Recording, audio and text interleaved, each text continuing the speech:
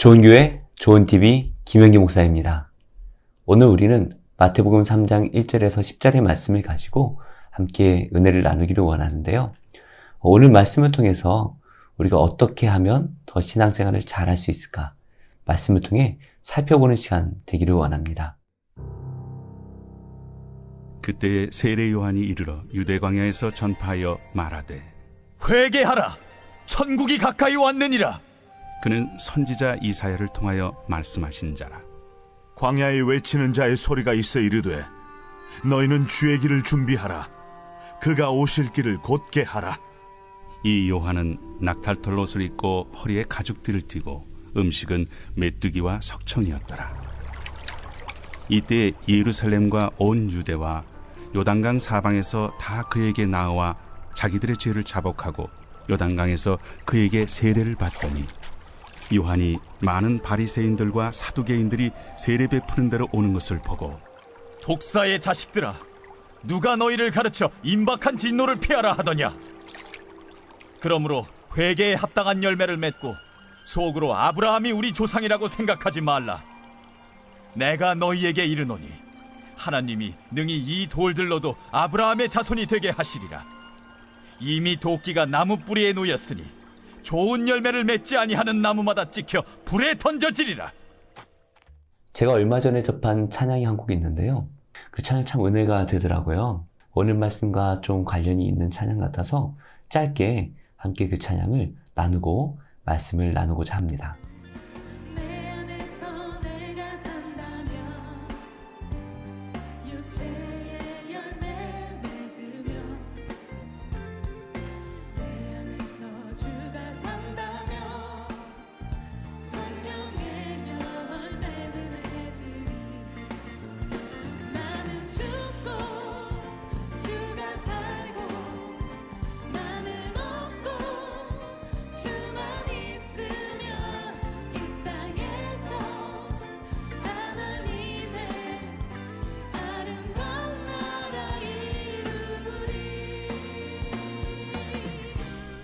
찬양 어떠셨나요? 저는 참 은혜를 많이 받았던 것 같아요. 우리가 나를 주장한다면 신앙생활을 결코 잘할 수가 없지요. 나는 없고 오직 우리 안에 예수님이 계신 그것이 바로 신앙생활의 출발이 아닌가 생각이 되어집니다. 여러분들은 신앙생활을 잘하기 위해서 어떠한 노력들을 해오셨습니까? 그리고 그 노력들이 효과가 어느 정도 있으셨나요?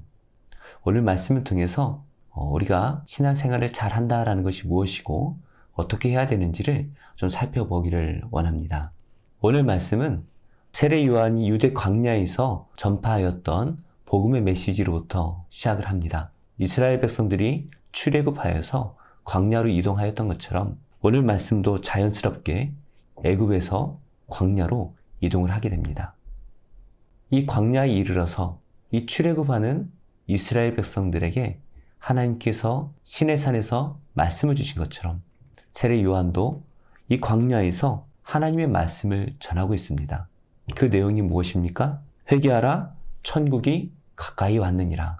예수님께서도 처음 전하셨던 복음의 내용이 바로 회개하라, 천국이 가까이 왔느니라 라는 말씀이죠. 복음의 핵심이 바로 여기에 있습니다.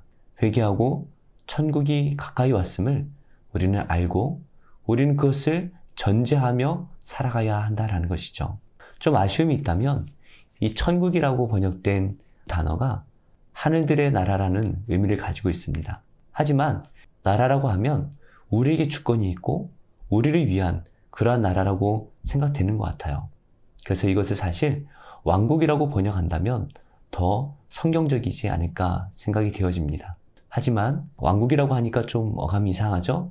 이단들이 가지고 가버린 그 용어이기 때문에 우리가 이러한 배경을 가지고 천국을 생각한다면 말씀을 이해하는데 또 신앙생활을 하는데 아주 중요한 도움이 되리라 생각이 되어집니다.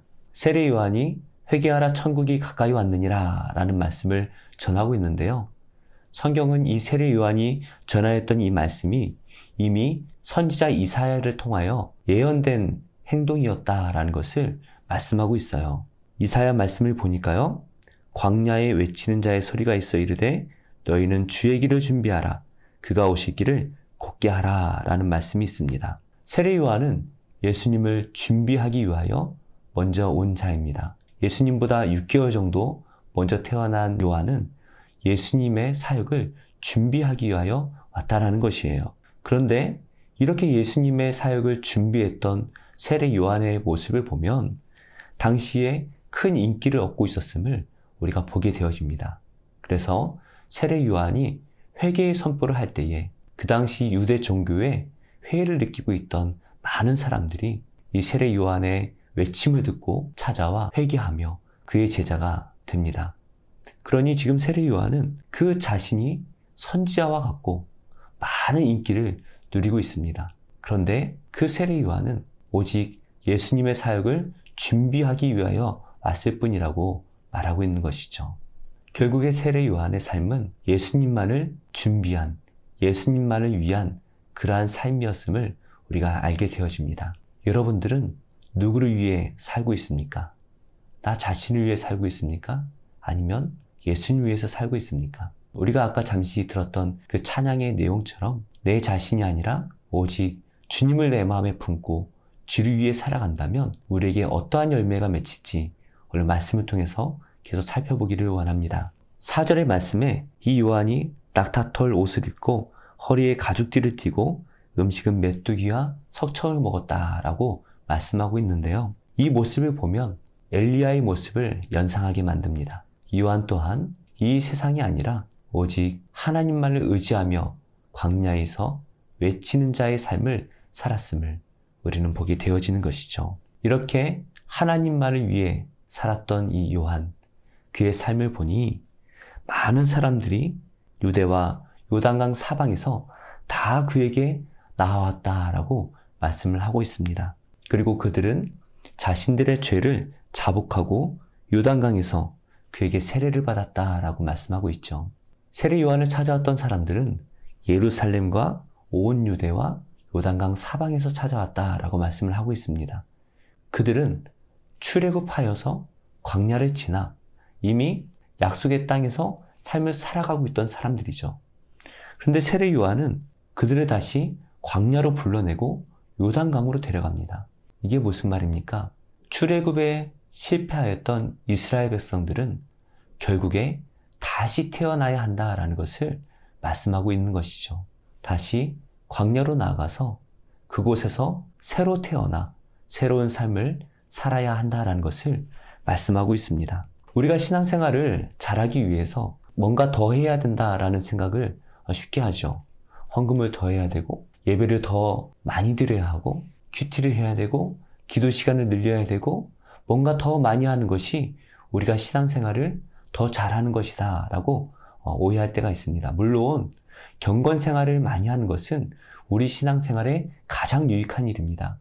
하지만 뭔가를 더 하는 것보다 더 중요한 것이 있다면 우리 자신을 다 비우고 광야로 나가야 한다는 것이에요. 신앙의 처음으로 돌아가서 우리가 거듭남으로 새 출발을 해야 한다라는 것입니다. 그래서 처음으로 돌아간다라는 것은 하나님을 처음 만났던 그곳으로 돌아가는 것이에요. 출애굽하고 처음 하나님을 만났던 시내산으로 돌아가는 것이죠. 이방인들이 유대인이 되기 위해서 먼저 해야 되는 것이 바로 세례였다라고 말합니다. 그래서 물에서 세례를 받음으로 과거의 삶을 다 씻어내고 하나님을 만나는 것이죠. 오늘 세례 요한이 이미 하나님의 자녀가 된 유대인들을 향하여서 그곳으로 가야 한다라고 불러내는 것입니다. 그리고 그곳에서 하나님 앞에서 지금까지 내가 잘못 살아왔던 그 인생을 진심으로 회개해야 된다라고 말하는 것이죠. 실제로 웨일즈 부흥운동이나 100년 전에 있었던 평양 대부흥운동들은 한 사람 한 사람의 회개들이 모여서 불이 붙기 시작을 했습니다. 이 회개는 놀라운 힘이 있고 진정한 신앙생활의 출발은 바로 이 회개, 회심으로부터 시작된다라는 것이죠. 과거에 나의 삶을 반성하고 이제는 내가 하나님 안에서 거듭남으로 과거의 나의 삶은 다 씻어내고 하나님 안에서 거듭남으로 오직 하나님만을 바라보며 살아가겠다라는 회심이 우리 안에 일어나야 하는 것입니다. 성도님들이 처음 하나님을 만나 회심하였던 것은 언제입니까? 그때 어떠한 일이 일어났습니까? 아직 회심이 있지 않았다면 하나님께서 회심의 역사를 일으켜 주시기를 간절히 축복합니다. 세례 요한은 자신을 찾아와 죄를 자복하는 그러한 유대인들에게 회개의 세례를 베풀었습니다. 그런데 7절 말씀부터는 이 세례 요한의 태도가 달라져요. 자신을 찾아오는 사람들에게 적대적으로 대합니다. 요한이 많은 바리새인들과 사두개인들이 세례 베푸는 데로 오는 것을 보고 이르되 독사의 자식들아 누가 너희를 가르쳐 임박한 진노를 피하라 하더냐. 바리새인들과 사두개인들이 세례 요한을 찾아옵니다. 다른 사람들이 찾아올 때는 그들에게 회개의 세례를 베풀었는데 이 바리새인들과 사두개인들에게는 독사의 자식들아 라고 화를 내며 그들을 꾸짖습니다. 독사는 우리가 아담을 유혹했던 뱀을 생각하게 만듭니다. 아담을 유혹하여 온 인류를 죄에 빠뜨리게 했던 이 뱀과 같이 바리새인들과 사두개인들이 자신의 백성들을 멸망으로 이끌어가고 있었음을 말하고 있는 것이죠. 사실 바리새인들과 사두개인들은 하나님의 성전을 맡고 그리고 하나님의 말씀을 맡은 신앙의 아주 중요한 사람들이었고 종교 지도자들이었고 교사들이었습니다. 그런데 그들이 왜 이스라엘 백성들을 타락으로 이끌어가고 있습니까? 그들은 신앙의 열심을 가진 자들이었지만 그들은 계속해서 신앙을 잘 지키는 것이 뭔가 율법을 더하는 것이다 라고 오해했습니다. 그리고 그것을 자신들의 의로 여겼고 결국 하나님을 높이기보단 자신들의 의를 높이기 위해서 이 율법을 사용했다라는 것이죠. 그러면서 자신들을 따르고 있는 백성들을 정죄하며 더 깊은 죄로 이끌어갔다라는 것이죠. 그렇다면 우리는 어떻게 해야 됩니까? 8절 말씀에 그러므로 회개에 합당한 열매를 맺어라 라고 말하고 있습니다. 맺다라는 말은 행하다라는 말이에요. 회개에 합당한 열매를 행해야 한다라는 것을 말씀하고 있습니다. 말로만 회개했다, 말로만 아브라함의 자손이다, 말로만 내가 구원받았다 라고 말하는 것이 아니라 구원받은 자로서, 회개한 자로서, 아브라함의 자손으로서, 믿음의 조상의 믿음의 후예로서 마땅히 맺어야 할 열매를 맺으며 살아야 한다라고 외치고 있는 것이죠. 회개에 합당한 삶이 무엇일까요? 바로 성도의 의로운 삶입니다. 말로만 하는 것이 아니라 의로운 삶이 뒤따라와야 한다라는 것이에요. 그래서 우리가 믿음으로 구원받지만 믿음의 열매를 맺어야 한다라는 것을 우리가 기억해야 합니다. 이것과 관련해서 요한계시록은 우리가 천국에서 입을 옷이 바로 우리가 이 땅에서 의로운 행위를 했던 그것들이 우리의 옷이 될 것이다 라고 말씀을 하세요. 참 재미있는 표현이죠. 그러니까 우리가 이 땅에서 어떻게 살았는지가 천국에선 우리에게 그대로 드러나게 된다라는 것을 말씀하고 있는 표현입니다. 바리새인들과 사두개인들은 천국에 갈 수 있느냐 없느냐를 떠나서 천국에 간다 하더라도 입을 옷이 없는 것이죠. 말로만 하나님을 선포했고 말로만 아브라함의 자손이라고 말을 했기 때문에 천국에 입을 옷이 없는 것입니다. 그래서 세례 요한은 그들에게 속으로 아브라함이 우리 조상이라고 생각하지 마라. 하나님이 능히 이 돌들로도 아브라함의 자손이 되게 하시리라. 독사의 자식들아 라는 말씀에 이어서 이들을 2번 죽이는 말이죠. 돌보다 못하다라는 것입니다. 신앙생활을 얼마나 하셨나요? 짧건 길었던 신앙생활을 잘못해왔다면 우리는 길거리의 돌보다도 못한 신앙생활을 했다라는 것입니다.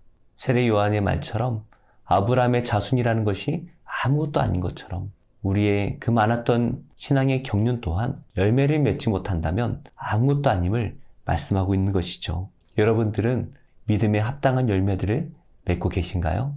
그렇게 되시기를 축복합니다. 세례 요한이 이렇게 강하게 말할 수밖에 없는 이유를 우리 10절 말씀에서 알 수가 있는데요. 이미 도끼가 나무 뿌리에 놓여 있다라는 것이죠. 하나님의 심판은 곧 이루어질 것입니다. 그래서 우리는 정신을 차리고 신앙생활을 해야 하는 것이죠. 우리가 나중에 갈 천국이 아니라 이미 하나님의 나라가 도래했기 때문에 우리는 이 임박한 심판을 생각하며 살아가야 하는 것입니다. 말씀의 결론을 맺겠습니다. 오늘 말씀은 신앙생활을 더 잘하기 위해서 무언가 더 해야 한다라고 신앙의 열심을 보였던 바리새인들과 또 사두개인들이 오히려 책망받았음을 우리는 보게 되어지죠. 신앙의 열심은 있지만 그것이 자기중심적일 때 이 모든 것이 굴러다니는 벌들보다 못한 무가치한 일이다라는 것을 말씀하고 있습니다. 좋은 신앙이 무엇입니까? 이전에 어떻게 살았든 모든 것을 다 내려놓고 광야로 가는 것입니다. 내 자신을 다 비워내고 회개하며 하나님 앞에 엎드려 잡아갈 때에 그 텅 비어있는 곳에 예수님께서 찾아오실 것입니다. 우리가 계속해서 말씀드렸던 것처럼 예수님이 우리 안에 계실 때 우리는 우리의 가치를 찾을 수 있는 것이죠. 우리의 신앙생활을 위해서 우리가 무엇인가를 더 하기보다는 다 내려놓고 하나님 앞으로 겸손히 나아가는 우리가 되기를 원합니다. 그래서 오늘 하루 하나님을 깊이 묵상하고 하나님 앞에 내 자신을 있는 모습 그대로 다 내어드릴 때에 비어있는 그 마음에 하나님으로 채워지게 되리라 믿습니다. 오늘 하루도 승리하는 성도님들 되시기를 예수님의 이름으로 축복합니다. 좋은 교회, 좋은 TV 김영기 목사입니다.